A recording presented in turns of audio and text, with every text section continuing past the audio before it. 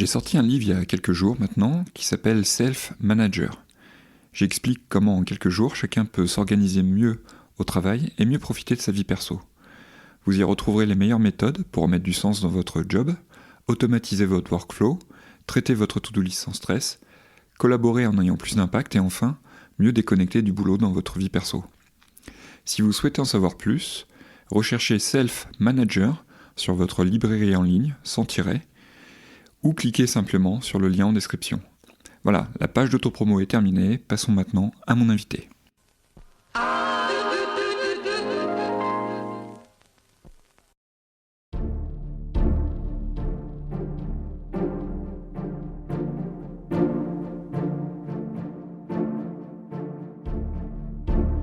Je m'appelle Alexandre Zermati et je vous propose plusieurs fois par mois une conversation avec une personnalité inspirante du monde du travail. Cette semaine, c'est Aurélie Moulin, auteure du guide Instagram, qui vient nous expliquer comment les marques essaient de se faire aimer sur les réseaux sociaux. Je laisse tout de suite la parole à mon invité.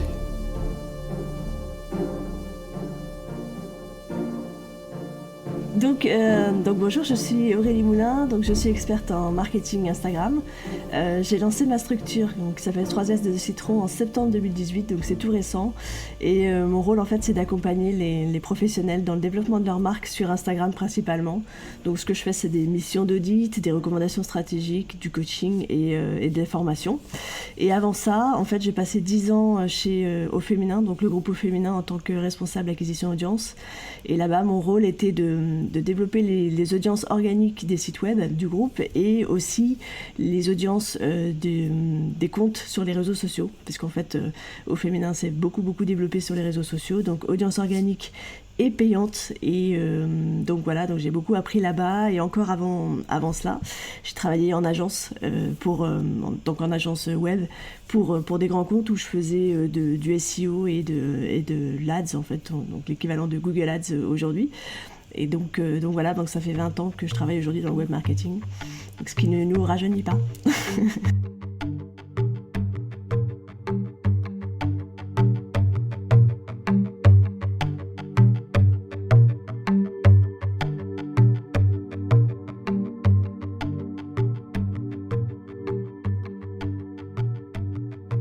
Alors mon livre, donc c'est un guide qui est vraiment qui s'adresse à qui s'adresse à la fois aux débutants, on va dire, et aux gens qui sont plus experts sur Instagram. C'est un guide qui est complet, qui permet de savoir qu'est-ce qu'il faut faire sur Instagram pour pouvoir construire sa communauté et avoir une résonance beaucoup plus forte que ce qu'on a aujourd'hui.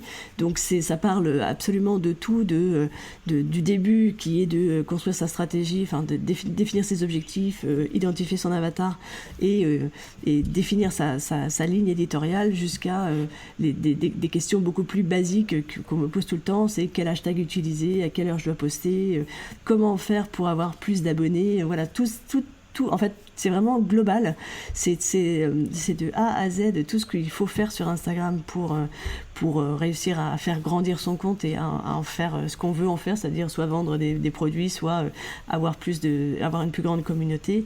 Et l'avantage de cette collection-là chez Erol, c'est que c'est fait de façon extrêmement pratique. Donc ce sont des fiches thématiques. Donc on peut lire le livre dans l'ordre où il a été publié, ou alors lire uniquement les fiches thématiques qui nous intéressent. Et elles sont aussi illustrées par des interviews de gens que j'ai interviewés, que j'ai fait participer à l'aventure du livre, parce que je connaissais leur professionnalisme, ou en tout cas leur expertise sur Instagram. Et en fait elles partagent ces personnes-là, elles partagent leur expertise sur les sujets en question que j'aborde. Donc c'est très intéressant parce que ça permet de mettre en face ce que je peux dire qui est peut-être de la théorie, même si même si j'illustre vraiment beaucoup avec des captures d'écran ce que j'explique pour montrer un maximum d'exemples. Mais en face, on a le pendant de plusieurs experts qui expliquent pourquoi ou comment elles font, elles, au quotidien, pour gérer leur compte Instagram.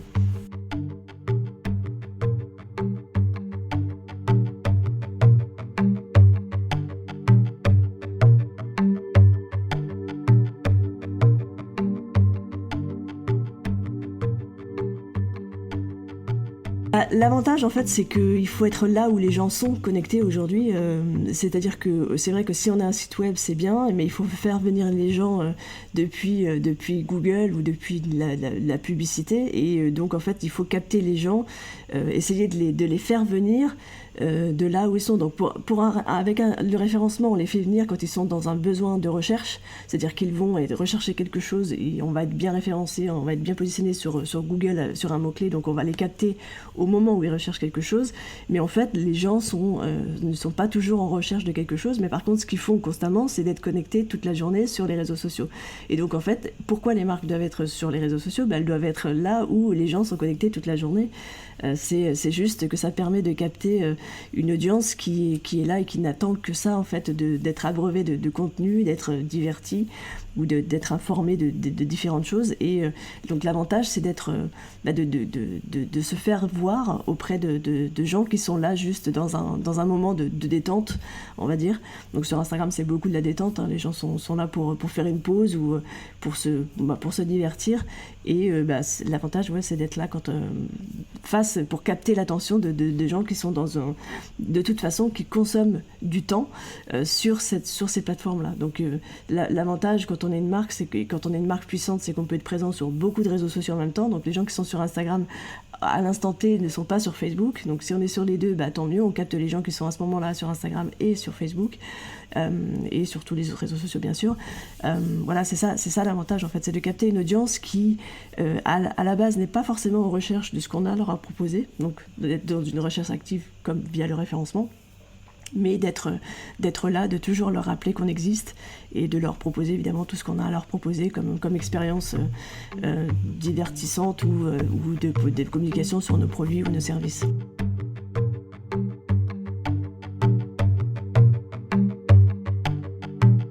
Il faut être là où les gens sont connectés aujourd'hui.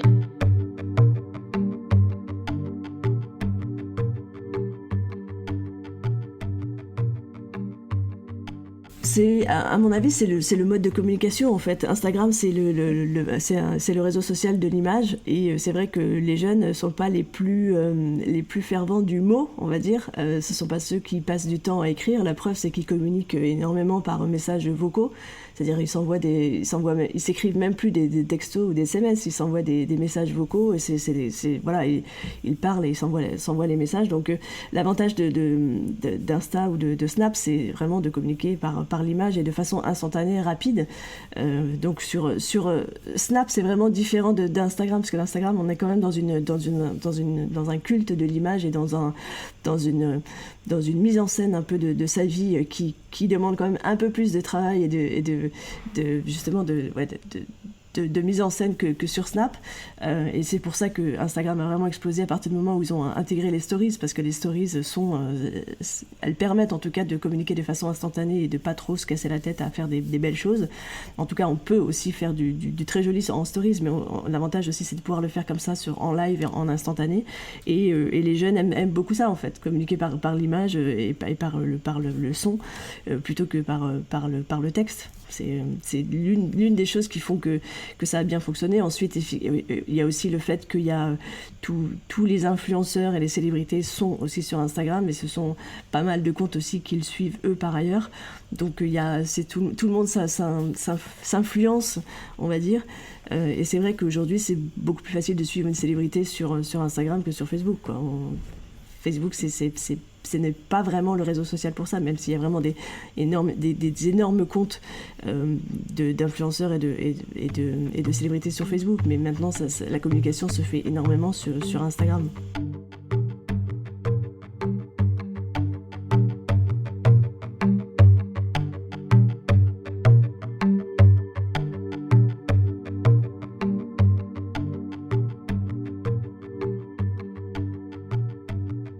C'est le réseau social sur lequel on mesure le plus d'engagement. Aujourd'hui, sur Instagram, c'est 5 fois plus d'interactions que sur Facebook.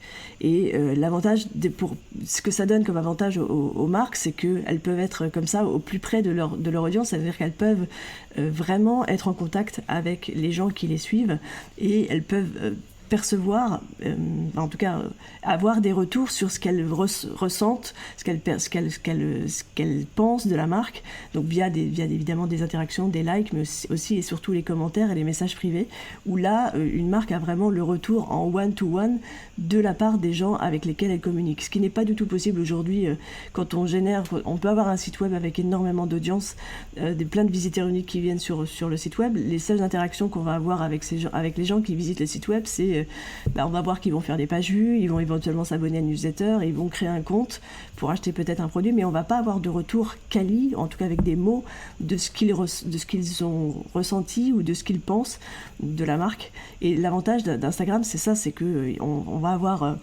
des retours, en fait, on va savoir ce qui va plaire aux différentes communautés. Donc quand on est sur Instagram et quand on est une marque, il y a différents... les gens qui vont nous suivre, ça va être... il y a différentes typologies. Donc à la base, il y a l'abonné. Donc l'abonné, c'est celui qui suit le compte. Dans ces abonnés-là, dans cette masse d'abonnés-là, il y a ce qu'on va appeler la communauté.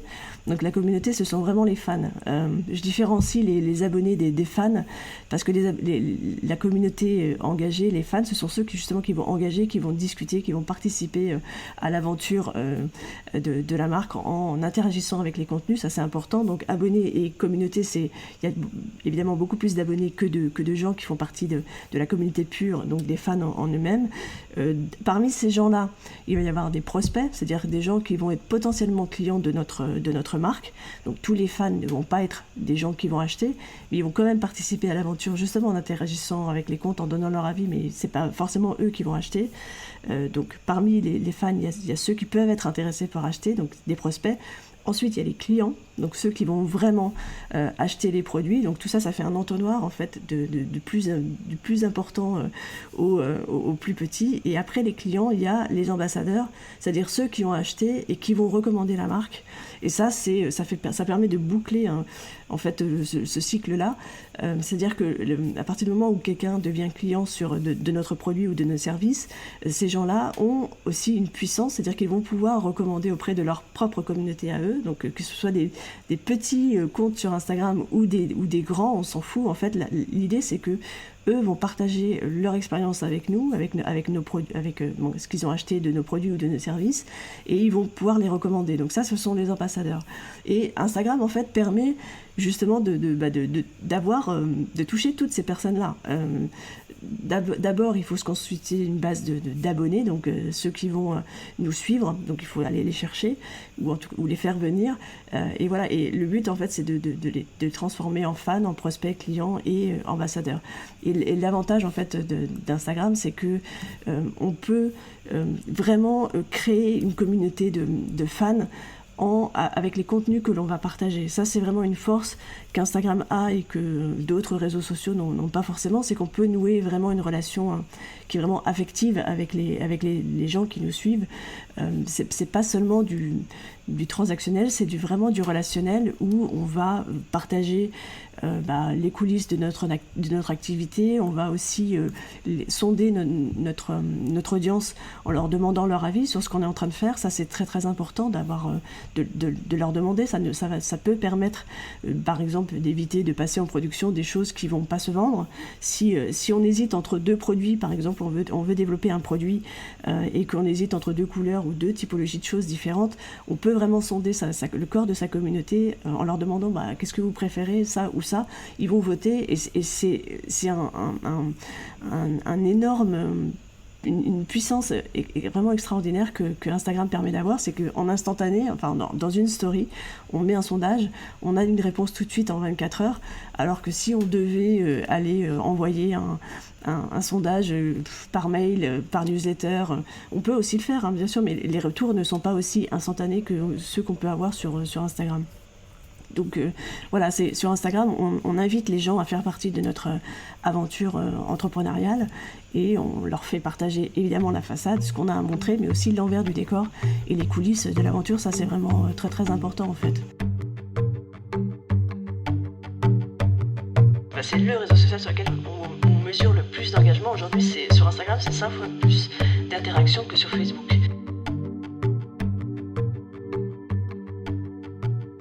En fait, ces gens-là, on les appelle les instapreneurs. En fait, ce sont les entrepreneurs qui ont lancé leur marque, enfin que leurs marques ont grandi grâce à Instagram, grâce à la manière dont ils ont commencé sur Instagram. Donc moi, je cite constamment Chantilly Biscuit, mais c'est vrai que c'est le super exemple par excellence où on a une nana qui crée des biscuits dans sa cuisine et qui petit à petit devient un énorme. Alors c'est pas un empire, hein, c'est elle-même elle dit qu'elle n'est pas qu'elle n'est pas un empire et que voilà, il y a encore énormément de choses à faire, mais n'empêche qu'aujourd'hui elle vend entre 3000 et 15 000 biscuits, elle produit entre 3000 et 15 000 biscuits par jour, donc on est loin des quelques biscuits qu'elle pouvait produire dans sa cuisine, et donc ça c'est vraiment, et donc, presque 100% de son chiffre d'affaires est généré via Instagram, et l'idée c'est comment faire pour c'était pas son objectif au départ, mais elle ce qu'elle a fait, c'est qu'elle a emmené sa communauté avec elle dans son aventure, donc partager toutes les coulisses de son histoire, et elle a l'avantage aussi d'avoir un produit qui est ce qu'on appelle instagrammable, c'est-à-dire que quand on a un produit comme le sien qui est un biscuit sur lequel il y a des messages écrits, c'est quelque chose qu'on a envie de photographier et qu'on a envie de partager sur nos réseaux, et donc il y a un pouvoir de viralité qui est important parce que ça se partage énormément, et donc de fil en aiguille sa communauté a grandi et ça a explosé comme ça, mais il n'y a pas que Chantilly Biscuit. Je pourrais citer aussi la marque de bijoux Louis-tu, qui est une marque très très connue, en tout cas sur Instagram, et qui a aussi explosé en grande partie grâce à Instagram. Et donc si vous allez voir sur le compte Louis-tu Paris, donc on a des photos sur le profil qui sont des photos de bijoux, donc assez classiques. Ils ont inventé un style de photos et de manière de photographier des bijoux qui sont maintenant reprises tellement par toutes les comptes de bijoux qu'en fait quand on sait que le départ c'était eux, donc tant mieux, mais c'est vrai que maintenant c'est un style qui s'est démocratisé, mais l'avantage de Louis-tu, c'est que en stories on nous emmène vraiment voir toutes les étapes de fabrication des bijoux, donc des premières ébauches de dessin jusqu'à l'atelier de fabrication des bijoux, donc on va participer à cette aventure du début jusqu'à la fin. Donc on voit comment ils sont fabriqués, on va dans les ateliers, et ça c'est vraiment les gens adorent ça en fait, voir comment c'est fait. On voit que c'est pas fabriqué en Chine et dans des usines obscures, et ça c'est très puissant. Il y a aussi par exemple la marque Jonac qui fabrique des chaussures, qui est une marque assez connue de chaussures. Il y a pas mal de boutiques, notamment de Jonac à Paris. Et eux, par exemple, ce qu'ils font, c'est qu'ils emmènent régulièrement les gens dans leurs stories, dans les ateliers de confection de chaussures au Portugal. Et donc, on voit en fait comment sont fabriqués les objets, les produits qui vont être vendus. On nous montre aussi les séances de photos, c'est-à-dire qu'on voit comment sont prises les photos qui vont être mises en avant sur le site web ou sur les publicités ou sur le profil Instagram. On voit l'envers du décor en fait, et de voir tout ça, ça fait que on a une marque beaucoup plus humaine, beaucoup plus à notre portée, et quand on est un simple follower, un simple abonné, on se dit voilà, en fait on a envie de voir ça, et on sait d'où vient le produit. Donc évidemment Instagram a beaucoup contribuer à faire que le Made in France aussi explose, parce que justement ce côté-là, en fait, le côté de voir où sont fabriqués les objets, les produits qu'on va acheter, et de voir aussi l'humain derrière, de voir que les ouvrières qui fabriquent ces vêtements sont des Françaises qui habitent, je sais pas, dans l'Aveyron ou j'en sais rien où. Ça permet de nouer une relation, enfin d'avoir un affect qui se développe beaucoup pour la marque, et Instagram permet ça. Les coulisses, c'est vraiment des choses qui se montrent, qu'on voit très peu ailleurs en fait, qu'on voit pas vraiment sur Facebook, pas sur YouTube, pas du tout sur Twitter, et c'est vraiment la force d'Insta. Et Instagram a beaucoup contribué à faire que le Made in France aussi explose.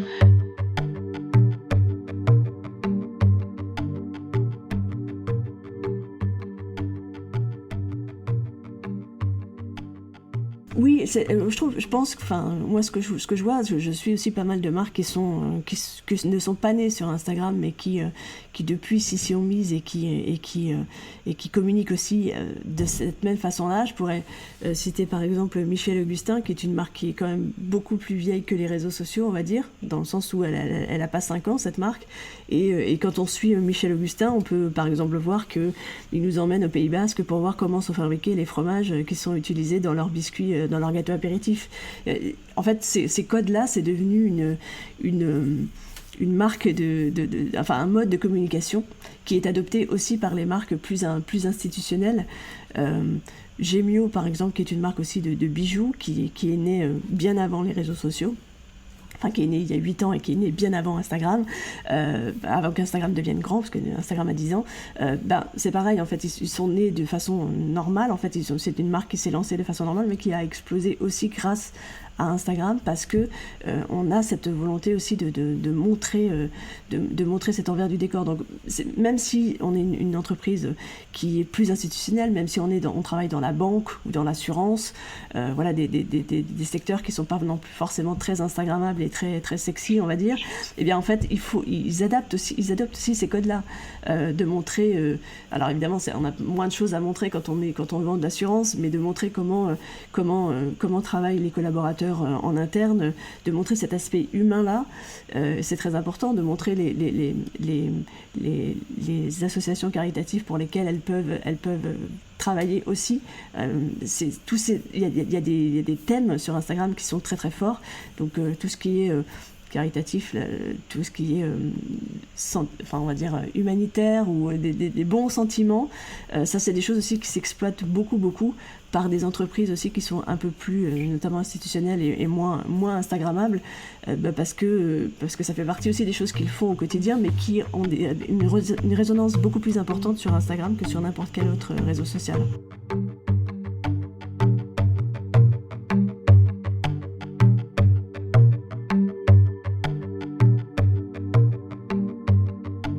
La difficulté, c'est de débarquer maintenant, de commencer maintenant. C'est-à-dire qu'une fois que voilà, c'est plus compliqué. Plus on démarre tard, plus c'est difficile, parce que comme j'expliquais précédemment, les algorithmes sont un peu moins généreux. En tout cas, c'est plus difficile de se démarquer. Donc, il faut cravacher plus dur aujourd'hui pour grandir plus.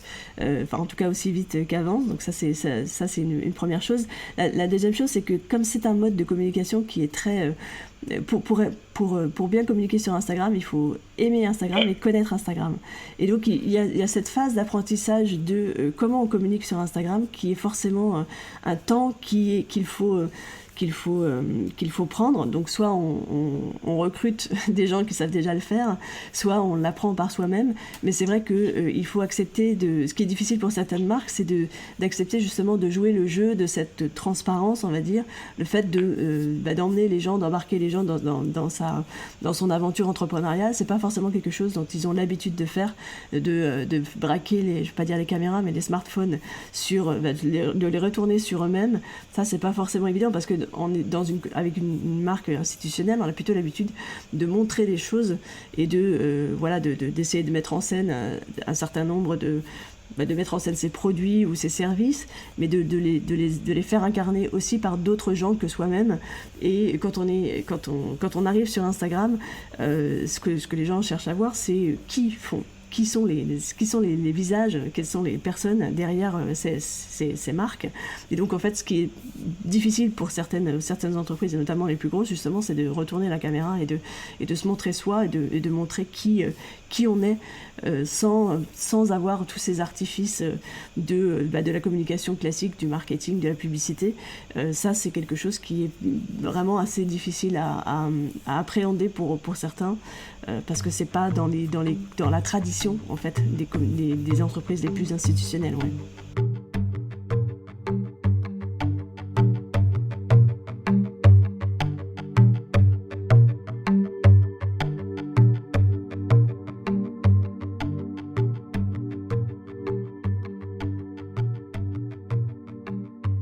Beaucoup de grandes marques, je ne parle pas du luxe parce que c'est vraiment un code très très très très particulier, mais beaucoup de grandes marques jouent exprès cette carte-là du semi-amateur, en utilisant l'outil natif de Stories d'Instagram, pour justement effectivement avoir cette relation, cette adéquation, cette projection que les gens peuvent avoir en regardant les stories, de comprendre, de voir que ils utilisent les outils natifs d'Instagram. Ça permet de se dire voilà, ils parlent comme nous, ils parlent le même langage.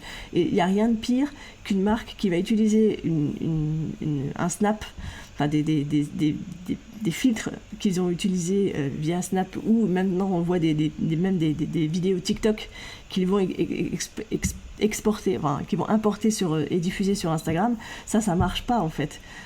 C'est pas du tout les mêmes codes, et du coup ça fait une espèce de... c'est pas on peut pas trop se projeter, parce qu'un utilisateur qui est sur... bien sûr qu'il y a des gens qui sont à la fois sur Snap, sur TikTok et sur Instagram, mais si on utilise les outils des autres outils sur Instagram, ça fonctionne nettement moins en fait.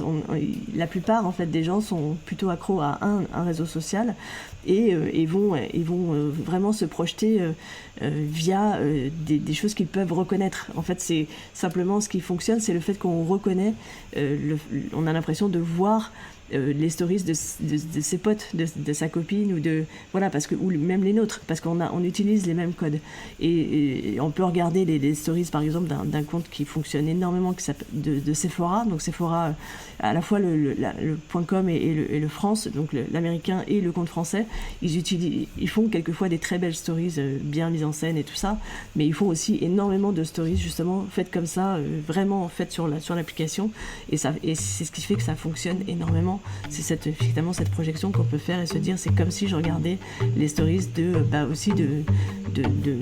mes potes, quoi.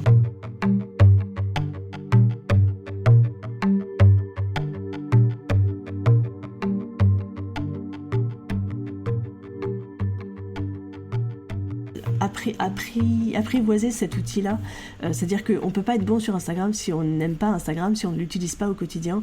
Pour moi, c'est vraiment ça, et c'est pour ça que je suis nulle sur Snap. C'est que je n'utilise pas Snap au quotidien, moi, et donc je suis nulle sur Snapchat. Par contre, Instagram, j'adore, je ne sais pas combien de comptes, et je fais beaucoup de choses différentes. Et si, à mon avis, en tout cas, si on ne l'utilise pas soi-même, on ne peut pas l'utiliser de façon professionnelle, en tout cas pour son projet professionnel, parce que on ne sait pas trop comment justement l'utiliser, quels sont ces codes. Ces codes dont je parlais au début, c'est vraiment très très important justement pour qu'il y ait une résonance auprès des gens qui vont nous suivre et qui vont eux-mêmes aussi avoir ces codes-là. Donc pour moi, pour être bon sur Instagram, il faut aimer Instagram et l'utiliser à titre personnel pour pouvoir justement connaître tous ses usages, les codes, et communiquer de manière native sur Insta. Je remercie Aurélie d'avoir accepté mon invitation, et je vous invite à mettre 5 étoiles à ce podcast sur Apple Podcast si vous souhaitez le soutenir. À la semaine prochaine pour un nouveau numéro d'ASAP.